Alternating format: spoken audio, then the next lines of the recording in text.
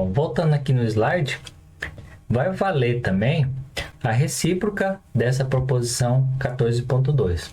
O que seria a recíproca?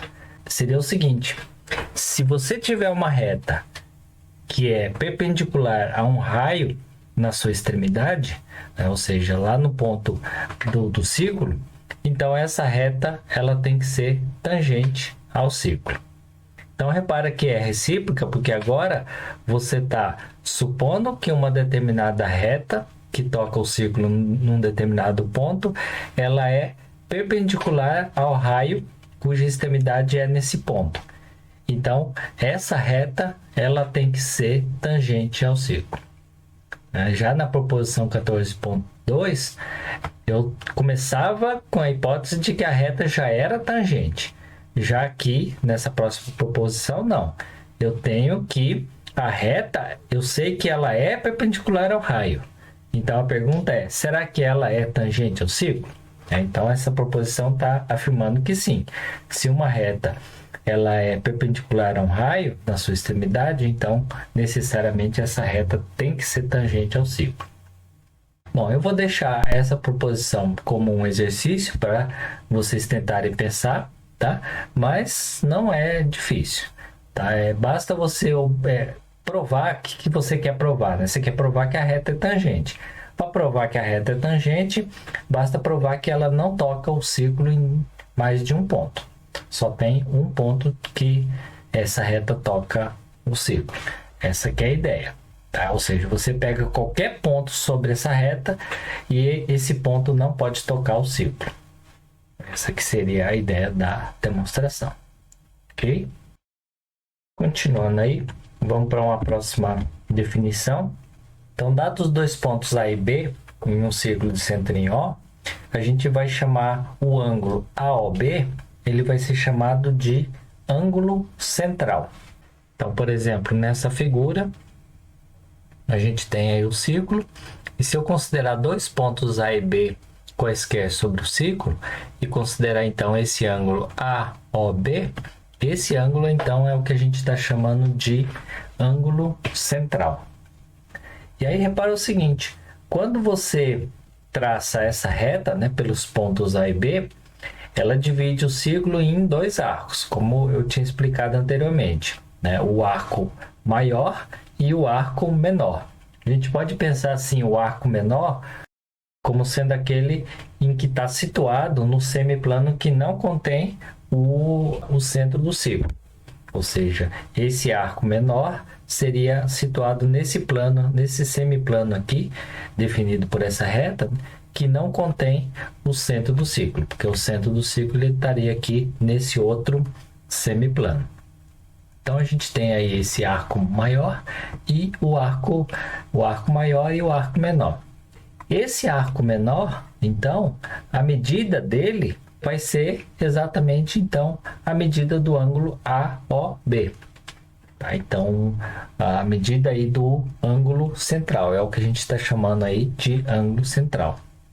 Então, toda vez que você falar se referir, né, da medida de um arco, na verdade, a medida do arco é a medida do ângulo, né, central correspondente àquele arco.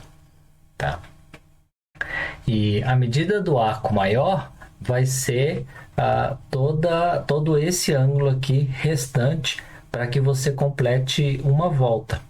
Então, na verdade, a medida do arco maior ele vai ser 360 graus menos a medida do AOB.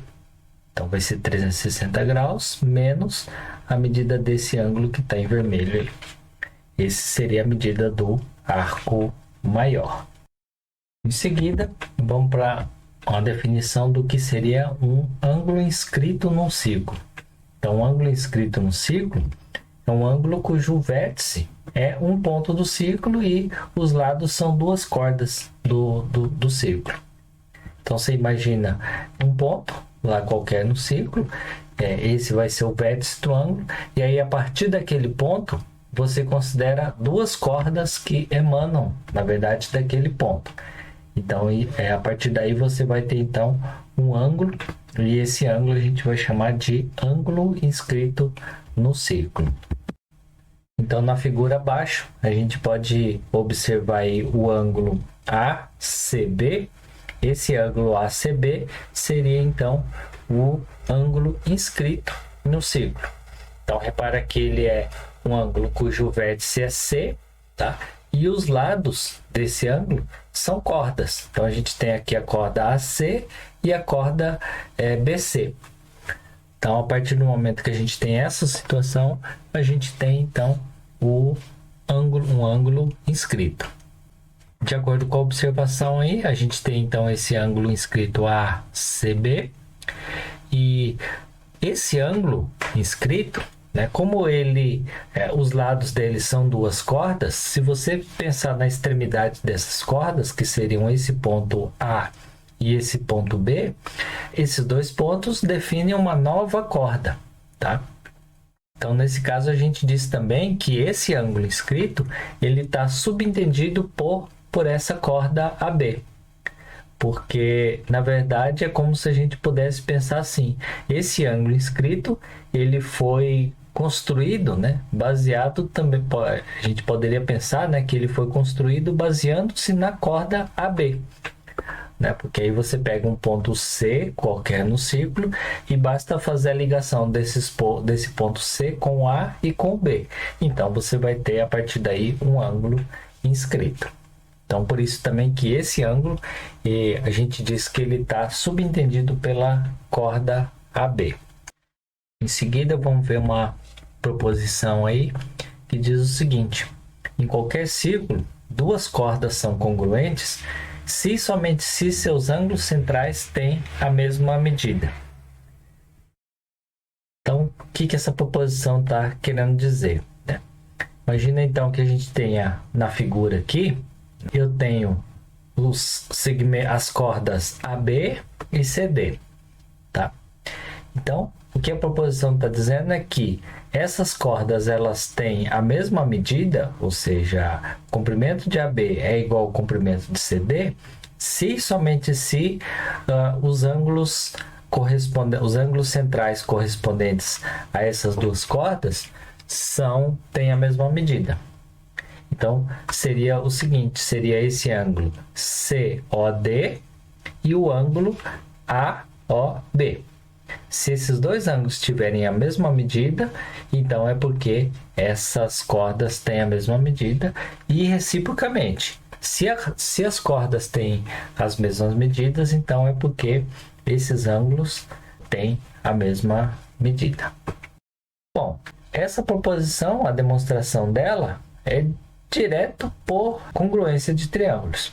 Basta a gente observar a congruência dos triângulos que a gente pode observar o resultado, ok? Então, eu não vou fazer a demonstração em detalhes, mas basicamente a ideia é usar congruência de triângulos. E aí, como é um si somente si, né? A gente tem que supor que as medidas dos segmentos são iguais e aí provar que a medida dos ângulos são iguais.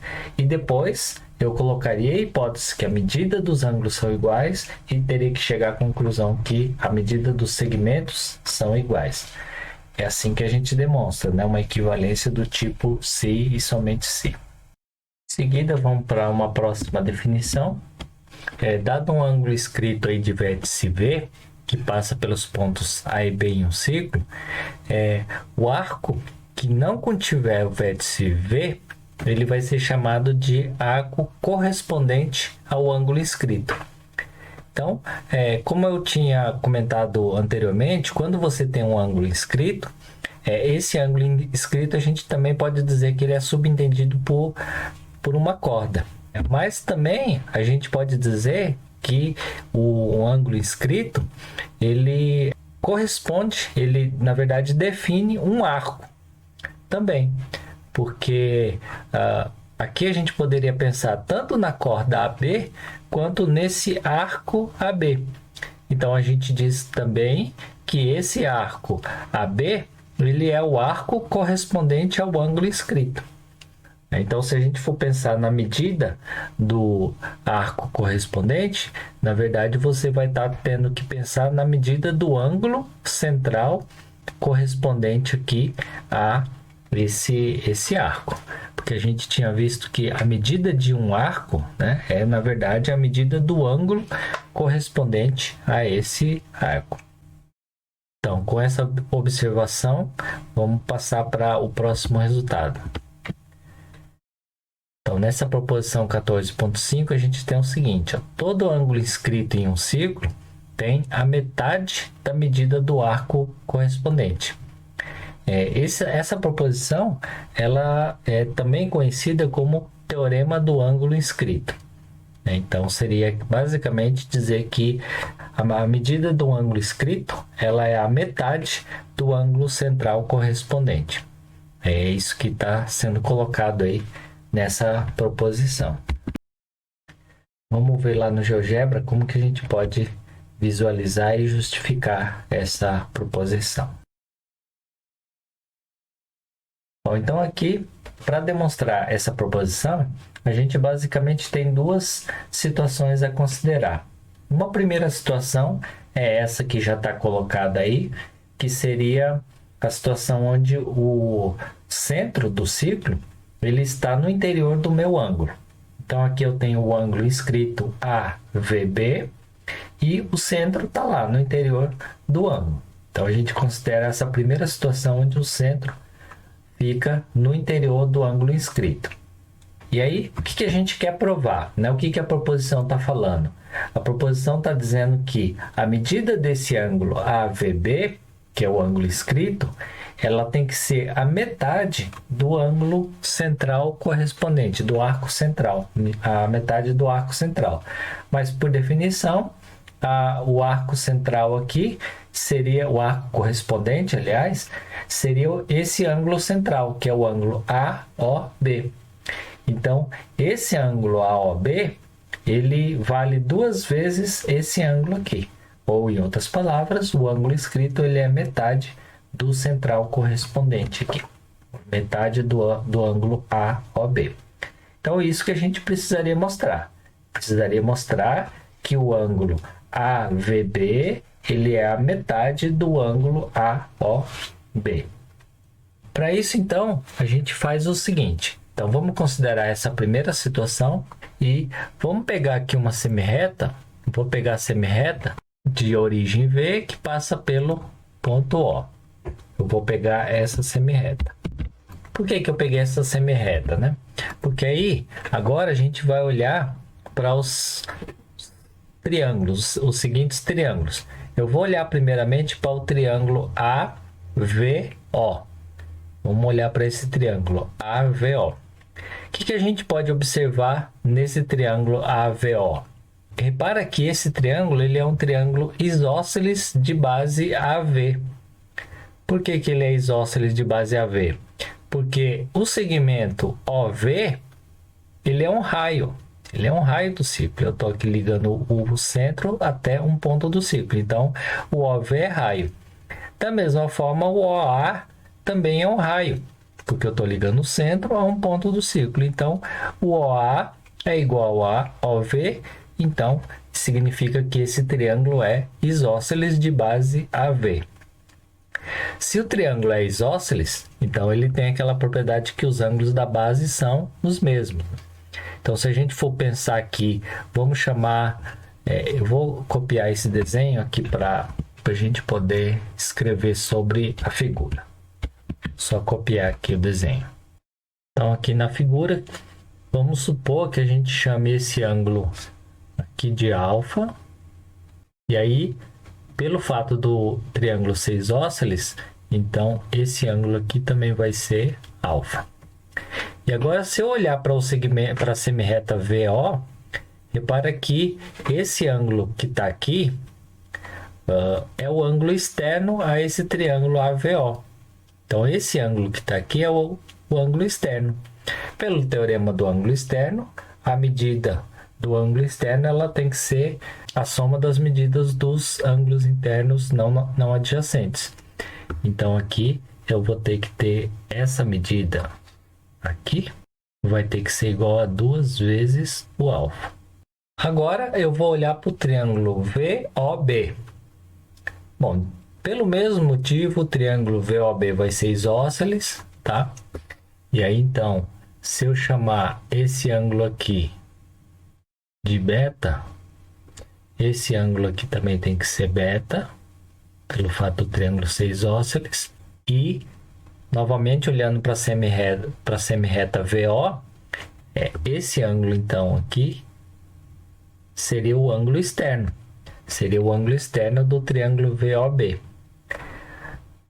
De novo, teorema do ângulo externo. Esse ângulo tem que valer o quê? 2 vezes beta. Bom, se aqui eu tenho 2 alfa, aqui eu tenho 2 beta, aqui eu tenho alfa e aqui eu tenho beta, então claramente alfa mais beta, que é a medida do ângulo inscrito aqui, né? A gente tinha o seguinte, eu tenho que o AVB, que é o meu ângulo inscrito, ele é alfa mais beta. E o AOB, ele é igual a 2 vezes alfa mais beta. Então, é exatamente o que está dizendo a proposição. A medida do ângulo inscrito, ela é a metade do ângulo central correspondente. Então, essa seria a primeira parte da demonstração, que seria esse caso particular do centro do círculo estar no interior do ângulo. Agora, vamos ver uma outra situação, um segundo caso, em que a gente tenha, por exemplo, essa situação aqui, ó. Eu tenho a situação em que o meu ângulo inscrito está aqui, ó, AVB, só que o centro do círculo não está contido no ângulo inscrito, no interior do ângulo inscrito. Então, novamente, eu vou copiar a figura aqui. Então, para a gente mostrar agora o que acontece nesse caso, vamos dar alguns nomes aí. Eu vou chamar aqui de alfa, esse ângulo que está colocado aqui, vou chamar de alfa, tá? E esse ângulo daqui até aqui, eu vou chamar de beta. Repara que o ângulo inscrito, então, qual vai ser a medida do ângulo inscrito? Esse ângulo que está aqui vai ser beta menos alfa. Esse, então, é a medida do meu ângulo inscrito que eu quero chegar à conclusão que é a metade desse ângulo que está aqui, ó, do ângulo AOB. Bom, aí a gente vai fazer a mesma ideia, só que agora a gente precisa considerar aí 2 triângulos. Eu vou pensar primeiramente no triângulo VOA. Então, nesse triângulo VOA, de novo, repara que é um triângulo isósceles. VOA. Ele é um triângulo isósceles, então aqui esse ângulo eu chamei de alfa, então esse ângulo aqui também tem que ser alfa, tá? E a semirreta VO, de novo eu vou ter que esse ângulo aqui, ele então é o ângulo externo do triângulo VOA. Tá? Se ele é o ângulo externo, então a medida dele tem que ser igual a 2 vezes alfa. E aí agora eu vou olhar para o triângulo VOB. No triângulo VOB, repara que o ângulo beta, ó, é um ângulo ali da base do triângulo VOB, e aqui a gente teria o outro ângulo da base que também tem medida beta, tá? Eu não vou escrever aqui porque não tem necessidade, mas só observar que aqui eu tenho beta, aqui eu tenho beta, porque é um triângulo isósceles também. E aí, de novo, a semirreta VO, ela define o ângulo externo a esse triângulo VOB. Então, quem que seria o ângulo externo ao triângulo VOB? O ângulo externo seria esse ângulo todo aqui, ó. Esse ângulo todo é o ângulo externo ao triângulo VOB. Qual é a medida desse ângulo externo? É 2 vezes beta. Porque eu tenho um triângulo isósceles, tá? Então aqui é beta, teorema do ângulo externo.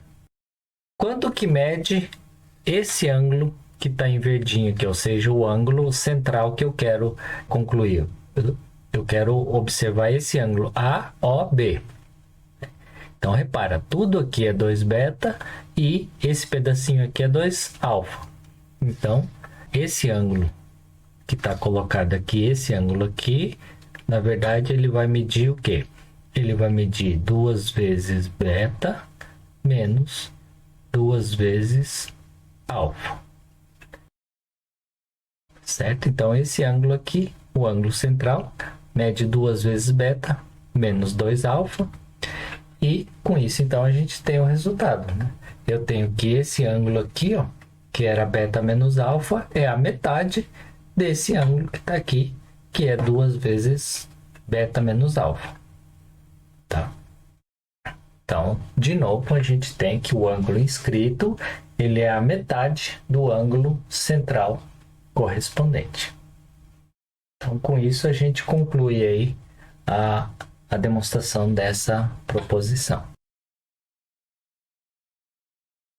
Então, voltando aqui no slide, a gente tem aí as situações que a gente pode ter em relação a essa proposição, né, de que o ângulo inscrito ele é sempre, então, a metade do ângulo central correspondente.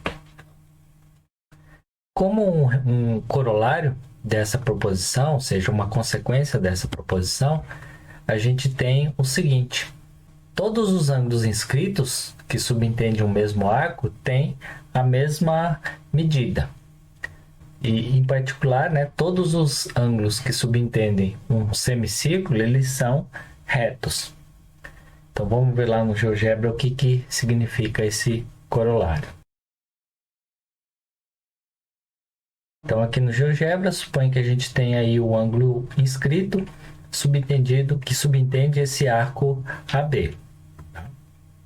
Então, basicamente, o que o corolário está querendo dizer é o seguinte: esse ângulo inscrito ele tem uma determinada medida, tá? Se eu fizer, por exemplo, isso aqui, ó, se eu fizer esse movimento, essa medida do ângulo inscrito ela não se altera. Ou seja, eu posso considerar que qualquer que seja a posição do meu ponto C, desde que subentenda, né, esse arco AB, que o ângulo não se altera. A gente pode até verificar aqui, ó, se eu usar a ferramenta do GeoGebra, usar a ferramenta ângulo do GeoGebra, então tá lá. Essa é a medida do meu ângulo, 53,74. Se eu fizer esse movimento aqui, ó, a gente pode perceber que o ângulo não vai mudar a medida, certo? Então, qualquer que seja o ângulo inscrito que corresponde a esse arco AB, tá? Ou então, a gente pode pensar também o ângulo inscrito subentendido pela corda AB. A partir do momento que a corda AB está fixa, o ângulo inscrito não vai alterar a sua medida, certo? Se a gente for pensar na demonstração desse resultado, tá? A demonstração é bem simples. Basicamente é a gente observar o seguinte, ó. Esse seria o ângulo central correspondente, o ângulo AOB, certo? O ângulo AOB. Aí a pergunta é: quando eu faço esse movimento, ó, o ângulo AOB ele está se movendo ou ele está se movimentando? Não.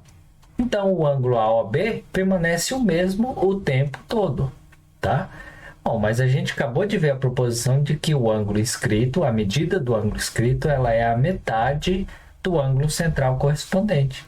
Bom, se o ângulo central correspondente permanece o mesmo, o ângulo inscrito também tem que permanecer o mesmo, certo? Então, por isso que esse ângulo inscrito, a medida dele sempre vai ser a mesma, independente aí de onde esteja o meu ponto C, certo? Então, basicamente, é isso que está sendo colocado aí.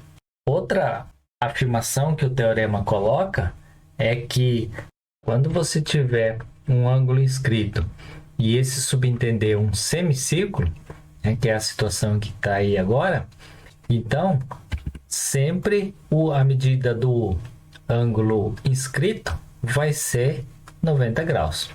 Ou, em outras palavras, toda vez que você tiver um triângulo e esse triângulo ele tiver inscrito em um semicírculo, né? Repara que aqui o triângulo ABC, ele está inscrito nesse semicírculo. Ou seja, ele está restrito aí a esse semicírculo. Toda vez que você tiver um triângulo inscrito no semicírculo, esse triângulo ele tem que ser um triângulo retângulo, tá? Ou seja, se eu for considerar aqui a medida desse ângulo, esse ângulo sempre vai ser de 90 graus. Então, essa seria a segunda parte do corolário. Um ângulo inscrito, né, num semicírculo, ele sempre é de 90 graus e a conclusão disso também é direta da proposição, né? Qual é o ângulo central correspondente? Qual é o ângulo AOB? O ângulo AOB é um ângulo raso, é um ângulo de 180. O ângulo inscrito tem que ser a metade do central correspondente, ou seja, o ângulo inscrito tem que ser de 90 graus. Então, toda vez que você tiver um triângulo inscrito num semicírculo, o triângulo é um triângulo retângulo. Bom, então voltando aqui no slide, a próxima proposição que a gente vai ver diz o seguinte: suponha que você tenha aí duas cordas AB e CD, cordas distintas de um círculo, e suponha que essas cordas se interceptam num certo ponto P. Então, vai valer a seguinte igualdade: eu vou ter AP vezes PB vai ter que ser igual a CP vezes PD. Assim, algebricamente falando, né, fica às vezes meio complicado da gente perceber a situação. Então, vamos lá no GeoGebra para a gente ver o que a proposição está querendo dizer. Então, aqui no GeoGebra a gente tem essa situação. Eu tenho duas cordas. Eu tenho a corda AB e a corda CD. E essas duas cordas, elas estão se interceptando num certo ponto P. Então, basicamente, o que a proposição diz é que se eu pegar a medida do segmento AP e multiplicar pela medida do segmento PB, isso é a mesma coisa que eu pegar o segmento CP e fazer vezes PD. Tá? Então, AP vezes PB é igual a CP vezes PD. Então, basicamente, isso é o que está sendo colocado aí nessa proposição. Tá? Para a gente fazer a demonstração, basicamente, eu teria que considerar aqui, vou fechar aqui, considerar esses dois segmentos, de forma a gente obter aí dois triângulos. E a partir daí, a gente faz a demonstração com um argumento de semelhança desses dois triângulos. Então, eu vou copiar essa figura e aí vamos lá no OneNote. Bom, então para a gente demonstrar essa proposição, a gente começa primeiro observando o seguinte. A gente começa observando que eu tenho esse ângulo aqui, vai ter que ser igual a esse ângulo, claramente, porque são ângulos opostos pelo vértice. Além disso, se eu for olhar para esse ângulo inscrito aqui, o ângulo BDC, ou seja, esse ângulo aqui, ó, tá? Ele é um ângulo inscrito e ele corresponde a qual arco? Né? Repara que esse ângulo BDC, ele vai corresponder ao arco CB. Né? Então, esse ângulo inscrito, ele está correspondendo a esse arco que está aqui, ó. Tá? O arco CB. Da mesma forma, o que acontece com esse ângulo inscrito aqui? O ângulo BAC. BAC. Repara que ele é um ângulo inscrito que corresponde a esse mesmo arco CB. E a gente acabou de ver um corolário que ângulos que correspondem ao mesmo arco, eles têm que ter, ângulos inscritos, né? Eles têm que ter a mesma medida. Então, isso significa que esse ângulo aqui tem que ser igual a esse ângulo. Ou seja, o ângulo BAC tem que ser igual ao ângulo BDC. Porque são ângulos inscritos, no círculo, tá? Que correspondem ao mesmo arco, o arco CB. Então, eu tenho aí dois triângulos, tá? O triângulo ACP e o triângulo DPB. São dois triângulos que têm em comum dois ângulos congruentes. Então, quando dois triângulos compartilham dois ângulos congruentes, então isso significa que esses triângulos são semelhantes, de acordo com os casos de semelhança que a gente já viu. Então, aqui a gente vai ter o seguinte: eu vou ter que o triângulo APC ele vai ser semelhante ao triângulo DPB. Olhando nessa ordem aí dos vértices, tá? Eu tenho APC congruente ao triângulo DPB. Bom, já que esses triângulos são semelhantes, então agora a gente pode pensar na relação entre a medida dos lados, né? Entre os lados desses triângulos. Então a gente pode fazer o seguinte: eu sei que o lado AP está para o lado CP. Então, nesse triângulo aqui APC, ó, eu tenho o lado AP está para o lado CP, assim como no outro triângulo agora eu vou ter PD está para PB. Então, essa igualdade a gente obtém das relações de semelhança entre os dois triângulos, tá? O fato dos dois triângulos serem semelhantes me permite escrever essas relações, essa proporção, né, entre os lados. Bom, aí, então, era isso que a gente queria provar, né? Eu queria provar que AP vezes PB é igual a CP vezes PD. Que na verdade é tudo medida, tá? Tudo segmento, a medida do segmento. Então, basicamente era isso que a proposição tá colocando. Em seguida, vamos para uma última proposição aí, seria essa proposição 14.7. E essa proposição a gente tem aí duas afirmações, dois itens, né? Suponha que dois lados de um ângulo de vértice P eles são tangentes a um círculo nos pontos A e B. Então, a primeira afirmação é que a medida do ângulo P ele vai ser igual a 180 menos a medida do arco menor determinado por A e B. E a outra afirmação é que P vezes A é igual a P vezes B. Então, para entender melhor essa proposição, vamos ver lá no GeoGebra o que a proposição está querendo dizer. Então, basicamente, aqui no GeoGebra, a situação que a gente tem é a seguinte: eu tenho um determinado ponto P, os lados do ângulo com vértice P, eles são tangentes ao círculo nos pontos A e B. Então, aqui A, ele é um ponto de tangência, então significa que essa semirreta, ou então a reta que passa por PA, é uma reta que é tangente ao círculo no ponto A. A mesma coisa, a reta que passa por PB, ela é tangente ao círculo no ponto B. Então, o item A está afirmando que esse ângulo, a medida desse ângulo aqui em P, ele é 180 menos a medida desse ângulo aqui, que seria a medida do arco correspondente, o menor arco correspondente dos pontos A e B. Então, seria o ângulo aqui AOB. Para a gente demonstrar esse resultado, esse item A, eu vou então copiar essa figura e aí a gente vai lá para o OneNote.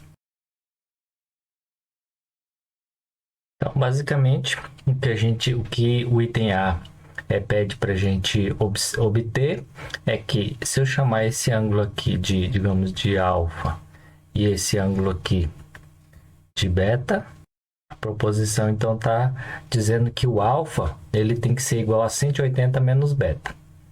Tá?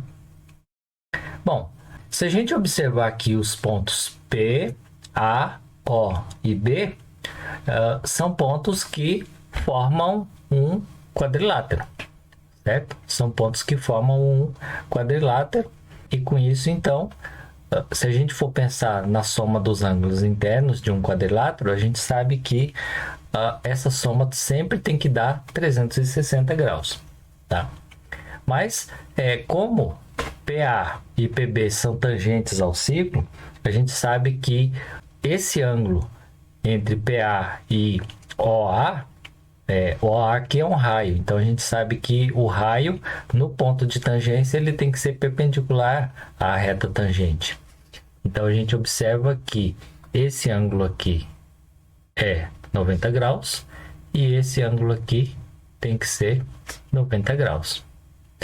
Então, a soma dos ângulos internos dentro do quadrilátero, eu tenho alfa mais 2 vezes 90, que seriam então esses dois ângulos de 90 graus, mais beta. Isso tudo tem que sempre me dar 360 graus, certo? Qual é a conclusão? Então, eu tenho aqui alfa, aqui 2 vezes 90 dá 180, né? A hora que a gente faz isola aí o meu alfa, né? Então eu tenho aqui que o meu alfa vai ser 180 menos o beta, que era o que a proposição estava falando. Okay? Então basicamente essa é a ideia.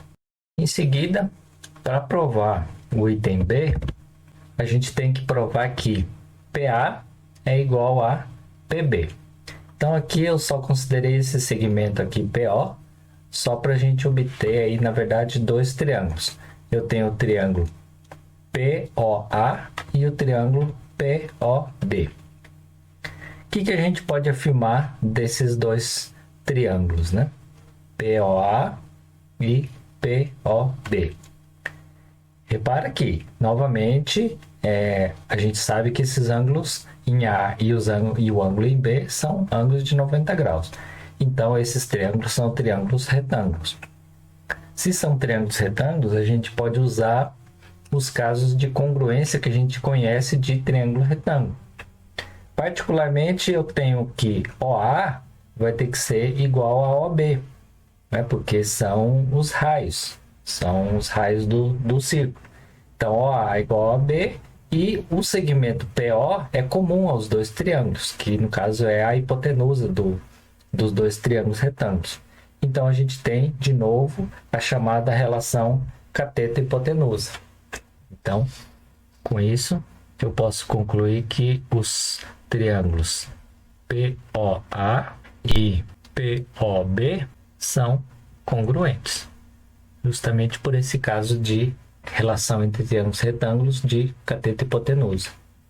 Bom, se os triângulos são congruentes, e aí então fechou, né? Porque aí eu tenho PA, medida do segmento, vai ter que ser igual a PB. Então, basicamente, essa seria a demonstração desse item B. Bom, então, voltando aqui no slide, essa era a última proposição que eu tinha para colocar a respeito dessa parte de círculos, tá?